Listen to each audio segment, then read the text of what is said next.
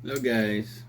So again, review ulit tayo. So LS2 Airflow 2. So nabili natin to sa Moto World. 3,300. Nag-sale sila nung Black Friday. Nakuha natin ng 2,500. So ang colorway nito ay yung Rush. So ito yung design niya. Ayan.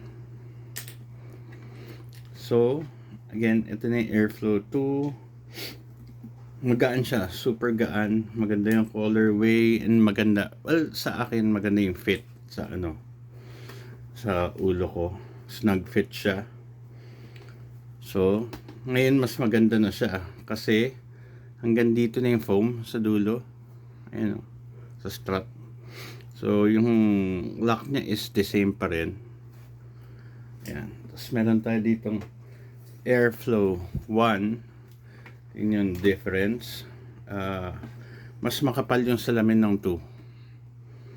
Tapos yung vent niya ay ito yung sa 1, mas malapad yung air vent ng 1 pero mas mahaba yung sa 2. So meron switch para mag open and close.